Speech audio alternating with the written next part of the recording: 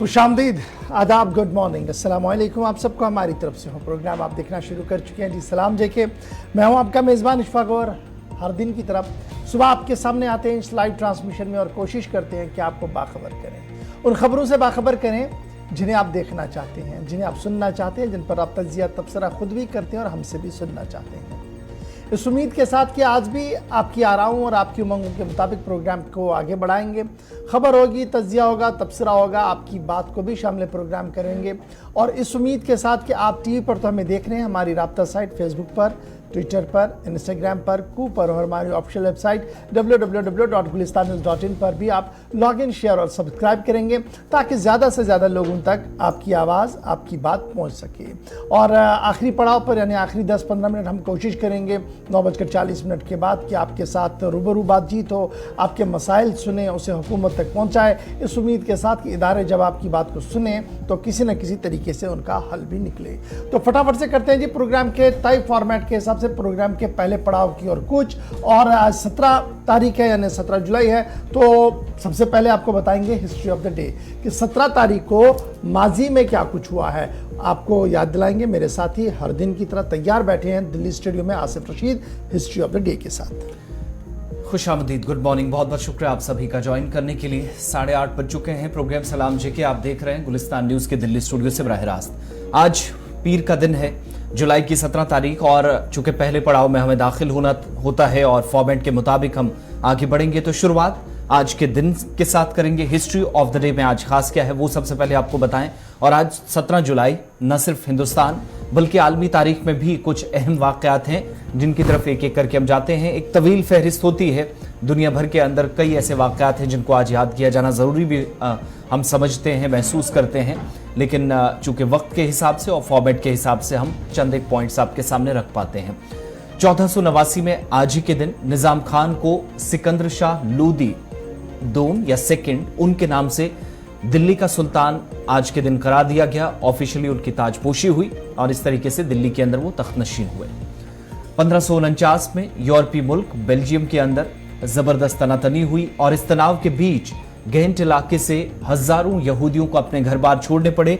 यहूदियों के खिलाफ यहां पर एक बगावत शुरू हुई जिसकी वजह से इन्हें यहां से निकाला गया। 1712 में जुलाई की 17 तारीख को इंग्लैंड या बर्तानिया, पुर्तगाल और फ्रांस ने जंगबंदी पर दस्तखत किए और एक दूसरे से जो माइग्रेंट्स एक मुल्क से दूसरे मुल्क जाते थे, सरहदों को क्रॉस करते थे बगैर वीजा के, बगैर कागजात के, उनको भी जाने की इजाजत आज के दिन दी गई। लेकिन यह तब हुआ जब जंगबंदी का ऐलान इन तीनों ममालिक ने किया जिनकी सरहदें एक दूसरे के साथ लगती हैं। साल 1850 में आज ही के दिन हार्वर्ड ऑब्जर्वेटरी की तरफ से सितारे की पहली तस्वीर ली गई और यह कारनामा इस बड़े इदारे की जानिब से 1850 में 17 जुलाई के दिन अंजाम दिया गया। 1919 में यूरोपीय मुल्क फिनलैंड ने आज के दिन आइन को अपनाया। कॉन्स्टिट्यूशन के मुताबिक काम होगा, निजाम अब आइन के तहत चलेगा। यह फैसला आज के दिन 100 बरस कबल हुआ। 1929 में सोवियत यूनियन या यूएसएसआर ने चीन के साथ सिफारती ताल्लुकात खत्म करने का ऐलान आज ही के दिन किया। 17 जुलाई की तारीख थी, 1929 साल था। 2008 में 15 बरस कबल अफगानिस्तान में आज ही के दिन नेटो अफवाज की जानिब से बैक टू बैक हमले शुरू किए गए। मिसाइलों और हेलीकॉप्टर से यह हमले हुए और कहा गया कि दहशतगर्दों की तंसीबात को निशाना बनाया गया। इसमें 2000 से ज्यादा शहरियों ने अलग अलग इलाकों के अंदर होने वाले बमबारी में जान गंवाई। साल 2008 में शुरुआत आज के दिन हुई और 1948 में हिंदुस्तान में आज के दिन खवातीन को इंडियन एडमिनिस्ट्रेटिव सर्विसेज या दीगर जो पब्लिक सर्विसेज या पब्लिक एडमिनिस्ट्रेशन में जाने इम्तिहानात थे, आप क्वालिफाई करना होता था, खवातीन नहीं जा सकती थी, लेकिन उनको भी आज के दिन अहलियत मिली। वो इस इम्तिहान को पास करने के बाद आईएफएस या फिर आईपीएस और आईएएस का हिस्सा बन सकते हैं। 17 जुलाई 1948 को आज़ादी के एक बरस बाद ये बड़ा और इंपॉर्टेंट फैसला खवातीन के हक में आज के दिन भारत के अंदर हुआ। तो हिस्ट्री ऑफ द डे में ये चंद बड़ी बातें थी, इंपॉर्टेंट पॉइंट्स थे, आपके सामने रख दिए हैं। यहां से हम खबरों की तरफ चलेंगे और एक एक करके सरहदों से लेकर शहर तक ताज़ा तरीन सूरत हाल से आपको वाकिफ कराएंगे। यात्रा की बात होगी और दीगर मौज़ूआत भी हैं। साथ साथ सोशल मीडिया प्लेटफॉर्म्स पर भी आप ताउन देते हैं, साथ के लिए बहुत बहुत शुक्रिया। वहां पर भी अपनी आरा का इजहार करते रहिए। तो आगाज खबरों का करते हैं एक ऑपरेशन के साथ जो इस वक्त सरहदी इलाके के अंदर जारी है।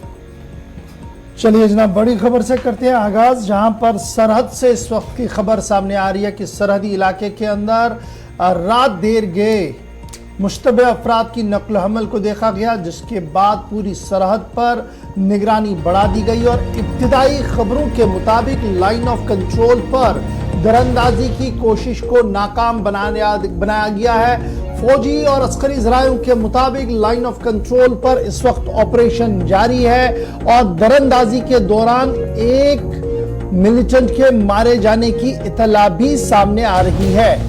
फौजी ज़राया अस्करी ज़रायों के मुताबिक दरअंदाजी की कोशिश उस वक्त की गई है जब इस इलाके के अंदर लाइन ऑफ कंट्रोल पुंछ के अंदर मतला अबरालूद है, बूंदाबांदी का सिलसिला भी सरहदों पर जारी है। इस बीच काफी कोशिशें इस बारे में की जा रही है कि मौसम खराब हो और दरअंदाजी की कोशिशें हो, उसको रद्द करने के लिए, उसे रोकने के लिए एंटी फोर्सेस जो ऑपरेशन जो है, एंटी मिलिटेंट ऑपरेशन जो है, वो पहले ही अलर्ट पर थी और यही वजह है कि फौजी और अस्करी ज़रायों के मुताबिक आज सुबह होने वाली दरअंदाजी को नाकाम कर दिया गया है और इब्तिदाई खबरों के मुताबिक इस दरअंदाजी के अंदर एक दरअंदाज भी मारा गया है और पूरा पुंछ का ये जो सरहदी इलाका है इस वक्त इसे कॉर्डन कर दिया गया है, इसे मुहासरे में ले लिया गया है और इस वक्त बड़े पैमाने पर यहां पर सर्च ऑपरेशन शुरू कर दिया गया है। फ्रंट लाइन पर यानी अग्रिम चौकियों पर जहां फौज इस वक्त चौकस नजर आ रही है, ऑपरेशन चला रही है, वहीं सेकेंड लाइन और थर्ड लाइन पर जम्मू कश्मीर पुलिस और दीगर अफवाज को भी तैनात कर दिया गया है ताकि किसी तरीके की कोई दरअंदाज जो है वहां से निकल ना सके। तो इस वक्त की बड़ी और अहम खबर जो सरहदी इलाका पुंछ से सामने आ रही है कि लाइन ऑफ कंट्रोल के पास दरअंदाजी की कोशिश की गई है और ये पुंछ के एरिया के अंदर दरअंदाजी हुई है जिसे नाकाम बनाने का दावा फौज की तरफ से कर दिया गया है। ताहम अस्करी ज़रायों के मुताबिक अभी एक के मारे जाने की खबर आ रही है, ताहम सरकारी तौर पर इसकी तस्दीक होना बाकी है, लेकिन ऑपरेशन के हवाले से इतनी तस्दीक खबर सामने आ रही है कि ऑपरेशन इस वसी इलाके का जारी है। पीआरओ डिफेंस की जानिब से भी इसकी तस्दीक की गई। तस्वीरें आपके सामने पुरानी पिछले ऑपरेशंस की, लेकिन कुल मिलाकर आप देखेंगे तो ये वो इलाके हैं जो सरहद के पास वाले हैं और एक बड़ा रेंज है। अगर आप सरहद के उस तरफ या इस तरफ देखें तो उस बीच वाले एरिया के अंदर किसी भी तरीके से हलचल ना हो। एक तो मौसम खराब और दूसरी बड़ी परेशानी इन इलाकों के अंदर, चूंकि आज के वक्त में काश्तकारी का सीजन भी है, घास, मक्की और बाकी सारी चीजें या जंगलात का एक बीच वाला हिस्सा है, उस एरिया पर सिक्योरिटी इदारों की या फौज की ज्यादा नजर रहती है। तो जो शहर के साथ लगने वाले रास्ते हैं वो भी इंपॉर्टेंट रास्ते इसी इलाके से होकर गुजरते हैं और किसी भी तरीके से खतरे से निपटने के लिए यही वजह है कि फौज ज्यादा इन इलाकों के अंदर चौकन्ना रहती है। पुंछ चलते हैं, हमारे साथ आकाश मलिक भी ज्वाइन किए हुए हैं। आकाश, क्या डिटेल्स इस सरहदी इलाके से इस वक्त मौसूल हो रही हैं? आकाश, अब तक आवाज पहुंच रही है तो डिटेल्स बताइएगा, क्या तफसीलात हैं? हाँ जी आसिफ, ये सुबह ही जो है खबर आई है पुंछ से जो है जो दरअंदाजी की कर दिया, उसके बाद जो है पुलिस और आर्मी की तरफ से सर्च ऑपरेशन चलाया जा रहा है। इस वक्त पूरे इलाके को मुहासरे में लेके जो है इस वक्त भी वहां पे जो है सर्च ऑपरेशन जारी है। जी आसिफ, ये एग्जैक्टली क्या लोकेशन बताई जा रही है? चूंकि 3 से 4 ऐसे बेल्ट्स हैं या एक लंबी रेंज है मेंढर से पुंछ तक, ये जनरल एरिया किस कैटेगरी किस एरिया को कहा गया है? जो बालाकोट वाले साइड वाला सेक्टर है या फिर देगवार सेक्टर है? एग्जैक्टली क्या लोकेशन बताई जा रही है?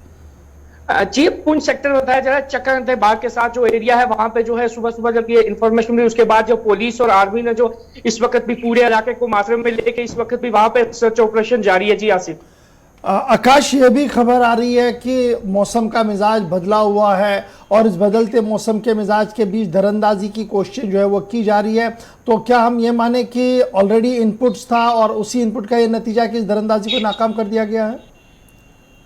हाँ जी, उस हवाले से बात करें, ऑलरेडी जो है देर शाम को जो है कुछ इनपुट्स मिली, उसके बाद जो है पुलिस और आर्मी की तरफ से जो है सर्च ऑपरेशन चलाया जा रहा है और इस वक्त भी जैसे मैंने पहले भी बताया पूरा एरिया जो है आर्मी और पुलिस जो कॉर्डन करके रखा हो, इस वक्त भी जो है सर्च ऑपरेशन जारी है। जी आकाश, एक चीज फटाफट से ये भी बताइएगा कि खबर ये भी है कि एक दरअंदाज मारा गया है, अगरचे सरकारी तौर पर अभी इसकी तस्दीक होना बाकी है, आप ग्राउंड जीरो से रिपोर्ट कर रहे हैं, तो क्या कुछ इतलात आपके पास है? जी गौर, सोर्सेज के हवाले से अभी एक खबर आई है कि एक दरअंदाजी को जो है कर दिया गया है, लेकिन अभी तक ऑफिशियल तरीके से इसकी पुष्टि नहीं हो पाई है। जी चलिए, बहुत शुक्रिया जी हमारे साथ ज्वाइन करने के लिए। फिलहाल इन्फिल्ट्रेशन बेड नाकाम कर दी गई है, दरअंदाजी की कोशिश नाकाम हुई है। पुंछ का इलाका है जी जहां पर ये ऑपरेशन अभी भी जारी है।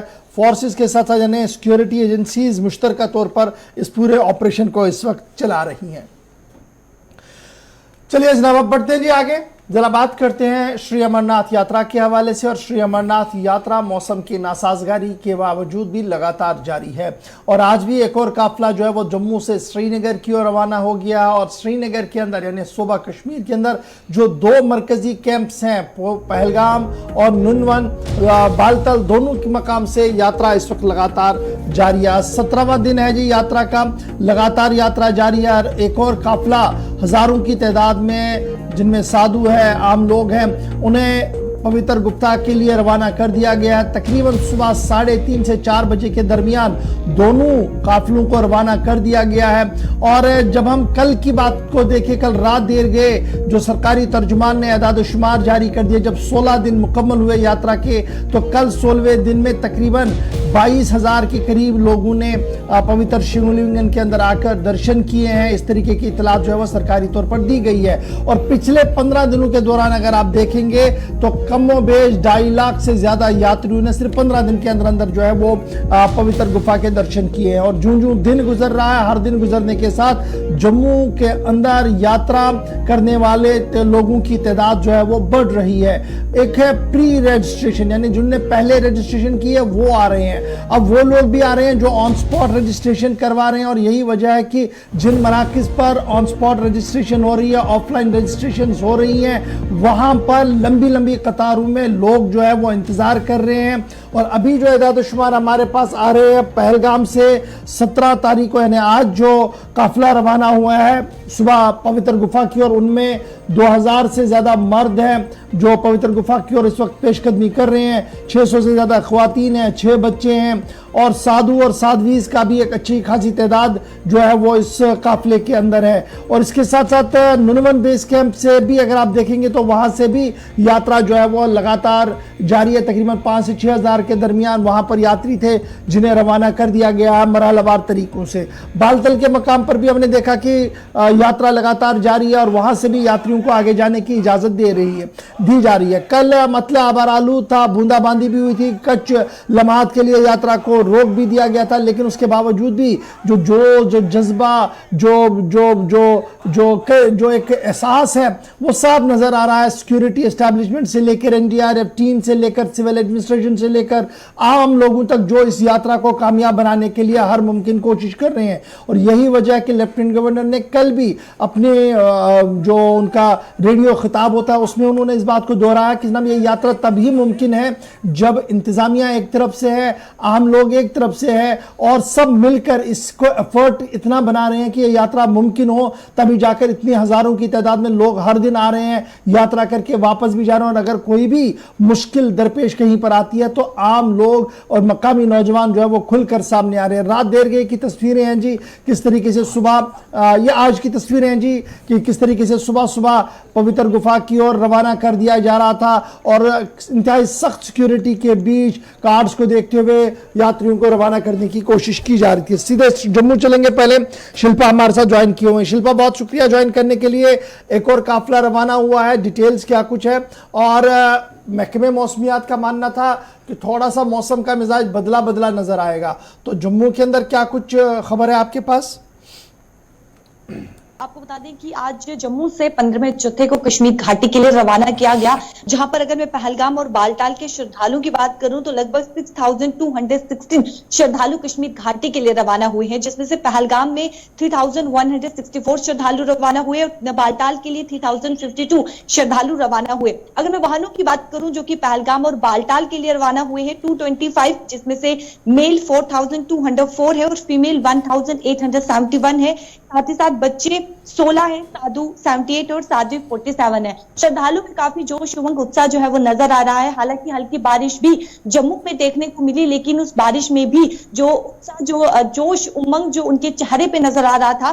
साथ ही साथ अगर व्यवस्था की बात करें तो काफी ज्यादा सुरक्षा व्यवस्था जो है वो देखने को मिली। जब भी काफिला जो है वो रवाना होता है, कानवाई के साथ काफिला रवाना होता है, सीआरपीएफ की गाड़ियां जो है वो देखने को मिलती है। कड़ी सुरक्षा जो है वो देखने को मिल रही है। और इस वक्त जम्मू में काफी ज्यादा संख्या में श्रद्धालु जो अलग अलग राज्य से पहुंच रहे हैं और श्रद्धालु का ये कहना है कि सुरक्षा व्यवस्था में काफी ज्यादा बदलाव जो है वो देखने को मिला है और जत्थे में संख्या की बढ़ोतरी जो है वो देखने को मिल रही है। किसी भी तरीके से यात्रियों की रजिस्ट्रेशन कम ना हो, हम पिछले 4-5 दिनों से देख रहे हैं भीड़ काफी ज्यादा है और ऐसे में प्रिडिक्शन भी है कि अगले 24 घंटों के दौरान भी जम्मू प्रांत के अंदर भी शिल्पा बारिश दोबारा से हो सकती है और हल्की बारिश का सिलसिला कुछ एक इलाकों में शुरू भी हुआ है। तो इस एतबार से भी कुछ अरेंजमेंट्स इस वक्त भी किए जा रहे हैं। कोई हलचल है कि दोबारा मौसम अगर खराब होता है तो कैसे चीजें मैनेज की जाएंगी, क्योंकि 3 दिन पहले जब बारिश हुई, जब यात्रा को रोका गया तो उस वक्त कुछ यात्रियों को बीच में शिफ्ट भी एहतियातन करना पड़ा था उस वक्त।